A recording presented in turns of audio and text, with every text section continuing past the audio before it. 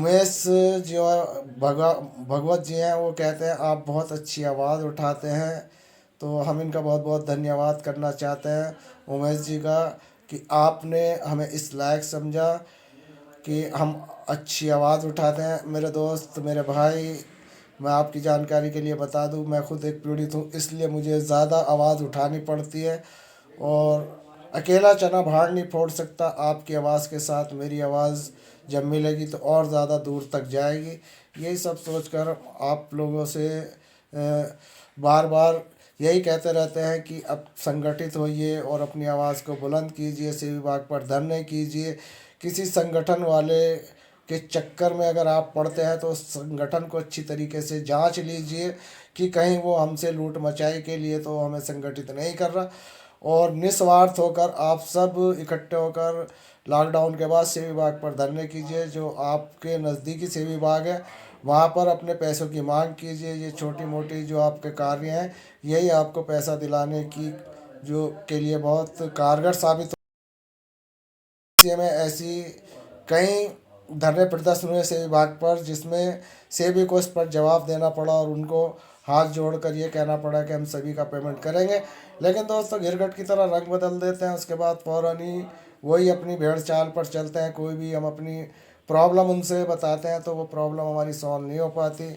और दोस्तों, मैं तो ऑनलाइन से बाहर ही हूँ। क्यों हूँ ऑनलाइन से बाहर, ये भी मैं आपको बता देता हूँ। मेरा बॉन्ड पहले ही ऑलरेडी ऑफिस में जमा है, जिसके चलते मैं इस प्रोसीजर में भाग नहीं ले सका।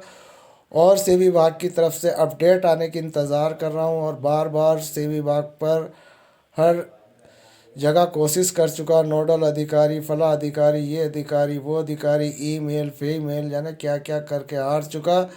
तो दोस्तों, सब पर एक ही जवाब आता है कि धैर्य बना कर रखे, अपडेट आएगी, बहुत जल्दी आएगी। तो दोस्तों, मैं धैर्य बना कर रखे हुए कई साल से, और अभी तक कोई सेबी की तरफ से अपडेट नहीं आई। और मैं रसीद लेकर घर पर बैठा हूँ, 8-10 साल हो चुके। और मेरी मैच्योरिटी अवधि तो 2014 में ही पूरी हो गई थी, और अब 6 साल का विलम्ब ये हो गया। तो मेरे 1 लाख के 2 लाख तो पहले ही हो गए थे। और ये जो सेबी विभाग ने जो लेट लतीफ़ी किया, अगर इसका भी मुझे ब्याज मिल जाए तो दोस्तों मेरे 2 लाख के 4 लाख मिल जाएंगे। लेकिन सेबी विभाग मूलधन ही देगा, ये हम अच्छी तरीके से जानते हैं। जबकि सेबी विभाग का जो प्रॉपर्टी है, उसकी पल्स की जो प्रॉपर्टी है, सेबी के शिकंजे में वो देनदारी से 3 गुना ज़्यादा है। अगर सेबी विभाग ईमानदारी से और एक सही तरीके से निवेशकों को पैसा देना चाहे तो उसको विद इंटरेस्ट भी दे सकती है। जो विलम्ब सेबी ने अब तक लगाया प्रॉपर्टी बेचने में या पल्स के साथ जो टाइम ख़राब किया गया हमारा 6-7 साल का, उसका भुगतान अगर सेबी करना चाहे तो पीएसएल की जब 3 गुना प्रॉपर्टी इनके पास है तो वो भुगतान भी ये कर सकते हैं। लेकिन ऐसा नहीं होगा, क्योंकि हम जानते हैं कि चालू प्रोसीजर में हम लोगों को बहकाया जा रहा है और हमें बहलाया जा रहा है। आवाम की मतलब सुप्रीम कोर्ट और दुनिया की नज़र में इन अपनी छवि बहुत अच्छी दिखाने के लिए सेबी विभाग ये सब प्रोसीजर वगैरह चालू करता है, और अखबारों के माध्यम से पैसे देने की स्टेटमेंट देता है। तो दोस्तों, ये सब जो है दिखावा है, और असली क्या है वो आप जानते हैं कि ये सेबी विभाग जो है सत्ता की गुलाम है। ठीक इसी तरीके से जैसे एक साउथ की फिल्म देखी थी, उसमें एक कटप्पा नाम का कोई क्या बोलते हैं शासन का गुलाम था। यानी कि किसी का भी शासन हो, किसी का भी कोई भी उस पर बैठे, लेकिन वो सत्ता के गुलाम थे। तो अब सत्ता जैसा उनसे कराती थी, कटप्पा वैसे ही किसी के भी कमर में छुरा भोंक देते थे। तो दोस्तों, इस वक्त जो है सेबी कटप्पा जैसी बनी हुई है। ये सत्ता की गुलाम है, सत्ता की भोगी गुलाम है।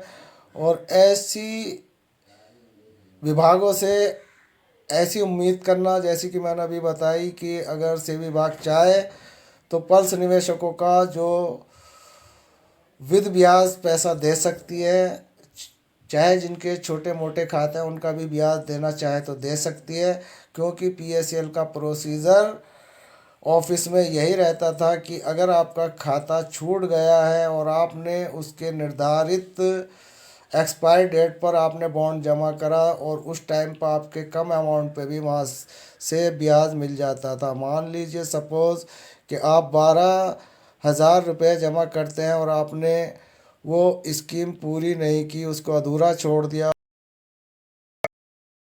जमा करने चाहते हैं तो आपके सामने दो ऑप्शन रखते थे, या तो ये कि अभी हैंड टू हैंड पैसा चाहिए तो आपको जमा अवधि से भी कम मिलेगा। जो भी उनका कंप्यूटर वगैरह वगैरह खर्च होता था वो काट के निवेशकों की हथेली पर रख दिया जाता था। लेकिन जो लोग एक्सपायरी अवधि पर जमा करते थे, भले उनके मतलब खाता छूट गया हो या उन्होंने कोई इंस्टॉलमेंट दो चार ही जमा करी हो, पूरा नहीं जमा किया हो और उसने एक्सपायर डेट में उसको जमा किया, तो उसको उस जो दो चार उसकी जो आरडीए जमा हुई हैं उस पर भी विद इंटरेस्ट पीएसएल कंपनी या पीएसएल मेजरमेंट पैसा देती थी। ये एक ऐसा कटूट सत्य है जो सेबी विभाग के संज्ञान में होते हुए भी वो अंधी बनी हुई है। और ऐसी अंधी गुंगी विभागों से गुहार लगाना दोस्तों एक इस तरीके से है जैसे कि हमारे गांव में कहावत है कि भैंस के आगे बीन बजाना। तो ठीक इस वक्त सेबी विभाग का ये जो सत्ता भोगी गुलाम है, इसके ऊपर कोई भी किसी भी तरीके की यानी कि एक तरह से यानी कि आप ये समझ लीजिए जैसे कोई यकीन करना या किसी भी तरह का विश्वास करना इस सेबी विभाग से दोस्तों बहुत मुश्किल है। ये सेबी विभाग आप लोगों को केवल एक प्रोसीजर के माध्यम से टहला रहा है और टहलाने टहलाने में 10 साल लग गए। कोरोना महामारी में न जाने कितने निवेशक मौत और न जाने कितने ऐसे निवेशक थे जो आत्महत्या कर चुके, न जाने कितने ऐसे एजेंट थे जो आज बर्बाद हो चुके, अपने घरों को छोड़ चुके, क्योंकि निवेशक उनकी बोटी बोटी करने के लिए उनके पीछे चील कौवों की तरह पड़े हुए हैं। ये सब बातें सरकार भी जानती है, मोदी जी भी जानते हैं, और ये जो विभाग सेबी विभाग भारतीय पूर्ति नियामक बोर्ड जो इस वक्त पूरी कंपनियों पर अपनी दादागिरी दिखाने पर उतारू है, ऐसी विभागों पर दोस्तों हम यकीन नहीं करते। कहने को तो हम लोग इनके पैसे देने के मोहताज हो चुके हैं, यानी कि हम ये हमें कम दें या ज़्यादा दें, अब हमें इन्हीं की तरफ मुख दर्शक बनकर देखना पड़ रहा है कि ये सेबी विभाग हमारा पेमेंट कब करेगी, कैसे करेगी। लेकिन दोस्तों मैं आज स्पष्ट तौर से बता देना चाहता हूँ कि सेबी विभाग आपको सही तरीके से प्रोसीजर के द्वारा पैसा नहीं दे पाएगी। ऑनलाइन की प्रक्रिया जिस तरीके से इन्होंने इतनी टफ बनाई है, इतनी जटिल बनाई है, जिसमें एक अनपढ़ निवेशक उस प्रोसीजर को कभी भी भर नहीं सकता। और रही बात किसी और से भरवाने की, अब आप साइबर कैफ़े वालों पर जाते हैं, वो भी अनट्रेंड होते हैं, वो पूरे प्रोसीजर को नहीं समझ पाते, वो भी अनसंट आपके डॉक्यूमेंट लेकर भर देते हैं, जिसमें बाद में निवेशकों को परेशानियाँ तो पड़ती है। साथ के साथ सेबी विभाग की तरफ से भी अपडेट आती है कि आपने ये अगर कर दिया है, किसी बॉन्ड में आपने यस कर दिया है प्लाट अगर अलाटमेंट पर, तो आपका जो है पैसा नहीं मिलेगा, रोक लिया जाएगा, उसकी जांच होगी, उसका ये होगा, उसका वो होगा।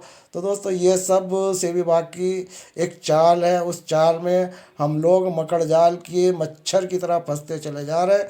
तो दोस्तों कहने को तो बहुत कुछ है और किससे कहें हम, कौन सुनेगा। फिलहाल दोस्तों वीडियो लंबी हो जाएगी, मैं आपसे यहीं पर अपनी इस वाणी को विराम देता हूँ और दुहाइयाँ देता हूँ, बद्दुआएं देता हूँ इस सेबी विभाग को जिसने हमें खून के आंसू रुलाने पर मजबूर किया। तो दोस्तों मिलते हैं फिर किसी नेक्स्ट न्यू अपडेट में, फिर लेकर आएंगे सेबी विभाग का रोना, और वो रोना जो सेबी विभाग ने हमें खून के आंसू से रुला रखा है। तो दोस्तों यूएस खान को दें इजाज़त, मिलते हैं फिर किसी नेक्स्ट न्यू अपडेट में, तब तक के लिए जय हिंद जय